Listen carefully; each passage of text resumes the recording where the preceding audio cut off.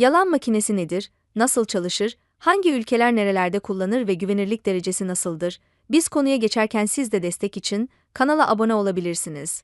Yalan makinesi, diğer adıyla poligraf, kişilerin doğruluk veya yalan söylediklerini tespit etmeye çalışan bir cihazdır. Bu cihaz, sorgulama sırasında kişilerin fizyolojik tepkilerini ölçer ve bu tepkilerin analizine dayanarak yalan söyleyip söylemediklerini belirlemeye çalışır. Bu tepkiler arasında kalp atış hızı, kan basıncı, solunum hızı ve terleme bulunur. Bu veriler, sorgulama sırasında kişinin verdiği yanıtlara göre analiz edilir. Yalan makinesinin çalışma prensibine göz attığımızda ise 3 temel madde ile karşılaşıyoruz. Bunlar, fizyolojik tepkilerin ölçülmesi, veri toplama ve analiz ve son madde ise soruların hazırlanmasıdır. Sırasıyla bunları inceleyelim. Fizyolojik tepkilerin ölçülmesinde yalan makinesi, bir kişiye bağlandığında solunum hızı, kan basıncı, nabız hızı ve terleme gibi fizyolojik tepkileri ölçer. Bu veriler, kişinin sorgulama sırasında nasıl tepki verdiğini gösterir. Yalan söyleyen bir kişinin bu tepkilerinde değişiklikler olur.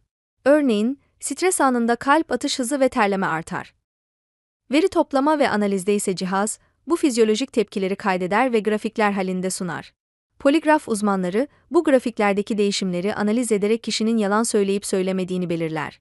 Yalan söyleyen bir kişi, genellikle bu fizyolojik tepkilerde belirgin değişiklikler gösterir. Fizyolojik tepkilerdeki belirgin değişiklikler ise, yalan söyleme olasılığını artırır. Soruların hazırlanmasında yalan makinesi testi sırasında kişiye hem kontrol soruları sorulur hem de hedef soruları sorulur. Örnek sorular şöyledir: suç işlediğiniz doğru mu? Adınız nedir? Bu sorulara verilen tepkiler karşılaştırılarak yalan söyleme durumu analiz edilir. Bu makinede doğruluğu etkileyen faktörler de var. Test koşulları, psikolojik faktörler ve fizyolojik durum bu faktörler arasındadır. Test koşullarına baktığımız zaman testin yapıldığı ortam, kişinin rahatlığı ve testi uygulayan uzmanın yetkinliği gibi faktörler testin doğruluğunu etkileyebilir. Psikolojik faktörlerde ise teste giren kişinin stres seviyesi, kaygı durumu ve duygusal durumu da sonuçları etkileyebilir. Fizyolojik durumda ise kişinin sağlık durumu, ilaç kullanımı ve fiziksel kondisyonu da poligraf sonuçlarını etkileyebilir. Şimdi de dikkat edilmesi gereken durumlara bakalım. Güvenilirlik bu konuda ilk sırada.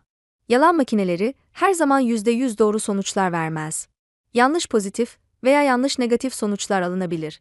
Yasal durumuna baktığımız zamanda ise bazı ülkelerde yalan makinesi test sonuçları mahkemelerde delil olarak kabul edilmez. Manipülasyon kısmında ise teste giren kişiler, nefes kontrolü veya fiziksel stres yaratma gibi tekniklerle sonuçları manipüle etmeye çalışabilirler. Bu makinenin kullanıldığı örnek olaylar ve kullanım alanlarına baktığımızda birçok ülke karşımıza çıkıyor. Suç araştırmaları sırasında yalan makineleri zanlıların ifadelerinin doğruluğunu kontrol etmek için kullanılır. İş görüşmelerinde ise bazı ülkelerde, özellikle yüksek güvenlik gerektiren işlerde, adayların dürüstlüğünü test etmek için yalan makinesi kullanılabiliyor. Bu ülkelerden biri de Amerika. Amerika Birleşik Devletleri'nde, özellikle polis teşkilatları ve yüksek güvenlik gerektiren kamu sektörü işlerinde yalan makineleri kullanılmaktadır. Federal hükümet, bazı güvenlik araştırmalarında poligraf testlerini zorunlu kılmaktadır. Kullanımı olan diğer ülkeler ise Birleşik Krallık, Rusya ve İsrail. Özellikle İsrail, askeri ve güvenlik sektörlerinde poligraf testlerini sıkça kullanmaktadır. Konuyu toparlama kısmında ise bu makine hakkındaki tartışmalar ve kısıtlamalara bakalım. Yalan makinelerinin doğruluğu ve güvenilirliği tartışmalıdır. Bazı uzmanlar, cihazın %100 doğru sonuç vermediğini ve psikolojik faktörlerin test sonuçlarını etkileyebileceğini savunur. Bu nedenle, yalan makinesi test sonuçları genellikle tek başına yeterli delil olarak kabul edilmez ve diğer delillerle desteklenmesi gerekir. Sonuna kadar izlediğiniz için teşekkürler.